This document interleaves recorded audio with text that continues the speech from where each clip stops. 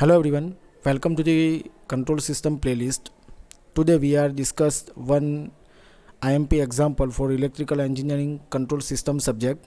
तो सबसे पहले हम यहाँ पे जो जीतू के द्वारा 19 फरवरी को इलेक्ट्रॉनिक्स एंड कम्युनिकेशन ब्रांच के लिए जो कंट्रोल सिस्टम का पेपर था वो देखेंगे। तो जहाँ पे आप देख सकते हो क्वेश्चन 1, 2 सभी थियोरिकल पोर्शन है और ये सभी थियोरीज इलेक्ट्रिकल इंजीनियरिंग के स्टूडेंट को अच्छे से कर लेनी है।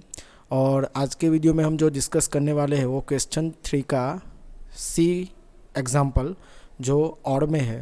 तो काफ़ी टाइम इस प्रकार के एग्ज़ाम में आते हैं, तो हम आज इसके बारे में डिस्कस करने वाले हैं। तो सभी स्टूडेंट को रिक्वेस्ट है कि प्लीज़ वीडियो को एंड तक देखते रहें।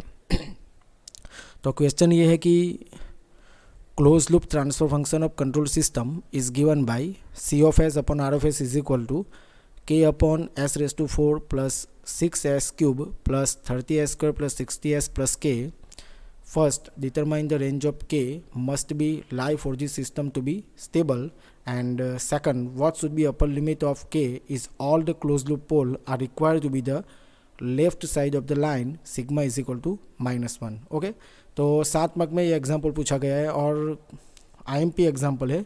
हर एक पेपर में इस प्रकार का एग्जाम्पल होता रहता है जहाँ पे हमें के की रेंज फाइंड करनी होती है और इसका बेसिस पे हमने एक एग्जांपल ऑलरेडी बना चुके हैं। उसकी लिंक डिस्क्रिप्शन बॉक्स में है, वहाँ से आप देख सकते हो। ओके, तो ये इसी का पेपर है। उसमें जो जो थियरीज पूछी गई है आप सभी थियरीज रिवाइज कर लेना। जैसे यही क्वेश्चन जो है सभी चैप्टर में IMP रहते हैं। ओके, तो यही एग्जाम्पल की हम सॉल्यूशन करेंगे। तो क्वेश्चन जो हमने पढ़ा कि determine the range of K must be lie for the system to be stable. Okay, K की रेंज हमें फाइंड करनी है। तो सबसे पहले हमें जो ट्रांसफर फंक्शन दिया गया है C of S upon R of S, तो उसका जो denominator S raise to 4 6s cube 30s square 60s plus K, वो हमारा कैरेक्टरिस्टिक इक्वेशन हो जाएगा। ओके, तो यहाँ पे हमने लिखा characteristic equation S raise to 4 plus 6s cube plus 30s square plus 60s plus K. Okay, अभी हमें यहाँ पे इसके जो कोएफिशिएंट में है, जैसे कि यहाँ पे कोएफिशिएंट में एस रेज टू 4 के कोएफिशिएंट में है, उसको हम a0 बोलेंगे। एस क्यूब के कोएफिशिएंट में a1। ओके, तो यहाँ पे हम देखेंगे कि एस रेज टू 4 का जो कोएफिशिएंट है तो उसको हम a0 से इंडिकेट करेंगे। तो a0 is equal to 1, a1 is equal to 6, a2 is equal to 30, a3 is equal to 60, a4 is equal to K. Okay, तो कुछ इस तरह से हम लिखेंगे जैसे कि a0 S raise to 4 plus a1 S cube plus a2 S square plus a3 S plus a4। बराबर, तो इस प्रकार हमने a0 a1 a2 a3 a4 की वैल्यू फाइंड कर ली है। अभी हम उसके लिए राउट एरे कंस्ट्रक्ट करेंगे जो बहुत इम्पोर्टेंट है इस टॉपिक के लिए। तो सबसे पहले राउट एरे कंस्ट्रक्ट कैसे करना है, तो जो भी हाईएस्ट पावर हो, जैसे कि एस रेज टू 4 है तो यहाँ पे हम लिख देंगे S raise to 4 S cube S square s1 S raise to 0। 4 से लेके हमने क्या लिख दिया 0। इसके बाद क्या करना है, सबसे पहले यहाँ पे जो फर्स्ट रो है यहाँ पे हमें लिखना है a0 a2 a4 और इसके नीचे जैसे कि यहाँ पे 6 वाला पोर्शन है वहाँ पे सेकंड रो में a1 a3 a5 odd number और यहाँ पे इवन नंबर a0 को मिला के। ओके, तो यहाँ पे a0 a2 a4 और यहाँ पे a1 a3 a5। राइट, ये हमें राउट एरे जो कंस्ट्रक्ट करना है उसका फॉर्मेट है। ओके, इसके बाद क्या करना है कि a0 a2 a4 का जो हमने वैल्यू लिया वो यहाँ पे लिख देते हैं। जैसे कि a0 क्या है 1, a2 क्या है 30, a4 क्या है k और a1 क्या है 6, a3 क्या है 60 और a5 हमें दिया नहीं गया तो यहाँ पे हम लिख देंगे 0। ओके, इसके बाद हमें कैसे कंस्ट्रक्ट करना है तो ध्यान से देखना। जैसे कि पहले यहाँ पे ये पोर्शन एस स्क्वायर का फर्स्ट एलिमेंट हमें फाइंड करना है, ये वाला 20 वाला। तो हम क्या करेंगे, ये सबसे पहले 6 का 30 से मल्टीप्लाई, 6 मल्टीप्लाई बाई 30 माइनस 60 का 1 से मल्टीप्लाई, 60 मल्टीप्लाई बाई 1 अपॉन ये वाला पोर्शन जैसे कि ये 6। तो क्या हो जाएगा आप देखो 180 minus 60 upon 6, 180 minus 60 that is 120 upon 6 and 6 टू जा 12 यानी 20। तो ये हमारा 20 आ गया। ओके, तो कुछ इस प्रकार हमें फाइंड करने हैं। सिमिलरली इस एलिमेंट के लिए कैसे करेंगे, तो देखो ये वाला जो पोर्शन है 6, इसको ढूंढने के लिए 6 को हमें फिर से के साथ मल्टीप्लाई करेंगे, 6k माइनस इसके बाद ये 0 को 1 से तो 0 हो जाएगा और अपॉन में ये 6। ओके, तो क्या हो जाएगा 6k/6, तो के 6 कैंसिल, तो क्या आ जाएगा k। ओके, इसके बाद 6 का इसके साथ होना है, लेकिन यहाँ पे जो कुछ 0 है तो हमारा ये एलिमेंट क्या हो जाएगा 0। आई होप सभी को समझ आ गया कि कैसे करना है। ओके, अभी क्या करेंगे कि 20 वाला जो रो है उसके नीचे S1 का रो हम फाइंड करेंगे। तो कैसे करेंगे, सिमिलरली 20 को 60 के साथ, okay, minus 6k upon 20, right. इसके बाद ये अगर एलिमेंट ढूंढना है तो 20 को 0 के साथ तो 0 हो जाएगा और ये भी 0 है, तो ये पूरा एलिमेंट क्या हो जाएगा 0। ओके, अगर समझ में नहीं आया तो वीडियो पॉज करके आप फिर से वापस देख सकते हो। ओके, चलो अभी हम क्या करेंगे, फिर से s⁻0 का एलिमेंट फाइंड करेंगे। तो क्या करेंगे इसमें कि ये जो एलिमेंट है उसका मल्टीप्लिकेशन किसके साथ, k के साथ, 0 का मल्टीप्लिकेशन 20 के साथ और डिनोमिनेटर में है, तो क्या हो जाएगा देखो 1200 minus 6k/20 multiply k minus इसका तो 0 है और सिमिलरली डिनोमिनेटर में क्या 1200 माइनस 6k अपॉन 20, तो सिमिलरली तो उड़ कट हो जाएगा, तो क्या आ जाएगा आंसर k। ओके, तो यहाँ पे खाली बचेगा k। ओके, अगर समझ में नहीं आया तो वीडियो पॉज करके आप वापस से देख सकते हो। ओके, फिर से एक एलिमेंट के लिए बता देता हूँ कि जैसे कि ये 20 कहाँ से आया, ये दो एलिमेंट तो हमने लिख दिए कौन से फॉर्मेट में, A0 A2 A4 A1 A3 A5। अगर आगे होता तो यहाँ पे A6 आता, यहाँ पे A7 आता। ओके, लेकिन नहीं है, हमारा मैक्सिमम A4 है। ओके, अभी यहाँ पे क्या करेंगे कि ये 20 को कैसे फाइंड करेंगे, तो 6 को 30 से माइनस 60 को 1 से, डिनोमिनेटर में ये वाला 6, राइट। ओके, आई होप सभी को समझ में आ गया हो। तो हमारा राउट एरे कंस्ट्रक्ट हो गया। अभी हमें क्या करना है कि राउट एरे कंस्ट्रक्ट करने के बाद सिस्टम अगर स्टेबल हो, for a system to be stable there should be no sign change in the first column of Routh array.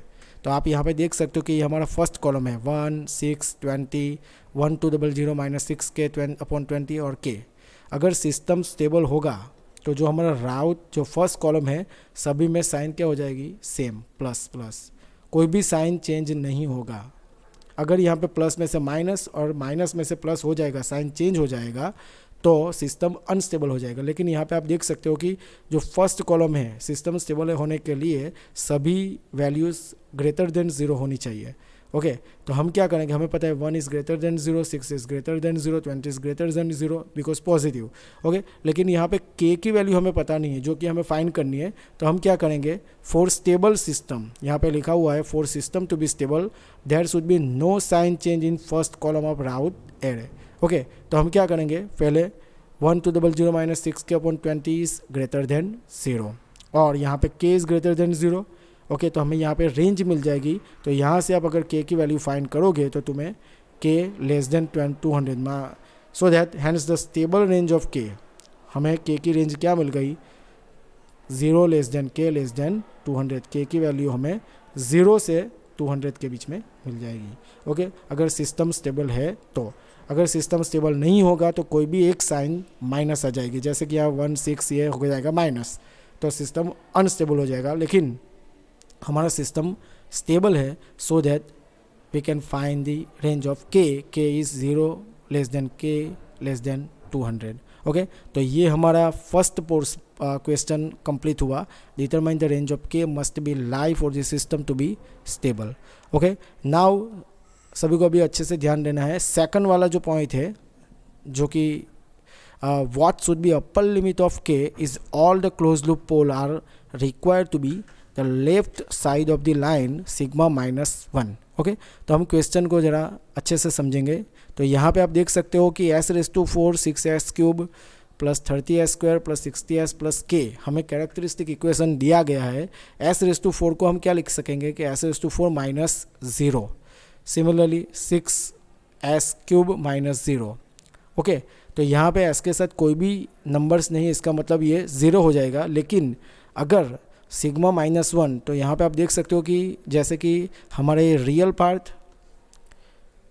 Part sigma और इमेजनरी पार्ट जे ओमेगा वाला टर्म, तो वो लोगों ने हमें बोला है क्वेश्चन में कि सिग्मा -1 अगर रेफरेंस यहाँ पे हो, ओके, अगर पोल लेफ्ट साइड पे होगा तो सिस्टम स्टेबल होगा, अगर ये ज़ीरो की जगह पे हमारा सिस्टम रियल पार्ट -1 यहाँ पे हो तो हमारे के की रेंज क्या हो जाएगी। तो हम क्या करेंगे इसके लिए, we need to check the relative stability about the S is equal to -1 line. Okay, तो हमें क्या करना है कि जो एस है उसकी जगह पे हम रिप्लेस करेंगे S-1।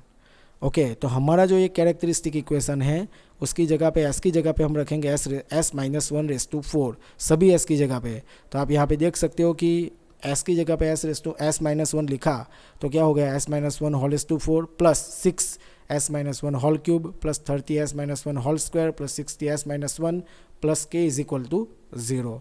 ओके, ये कैरेक्टरिस्टिक इक्वेशन में हमने क्या किया, replace S tends to S-1 simple.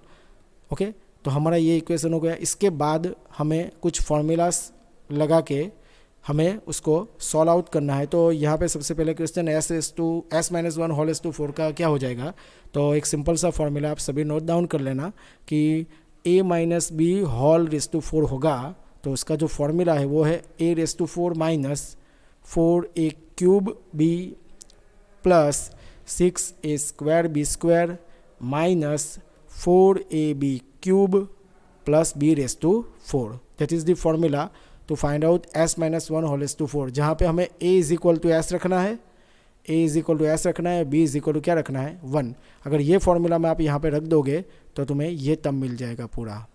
Okay, ये फॉर्मूला है पूरा, अच्छे से नोट डाउन कर लेना है। इसके बाद S-1⁴ वाला जो फॉर्मूला है तो वो क्या होगा, A-B⁴ is equal to A³ minus B³ minus 3A² plus 3AB², right.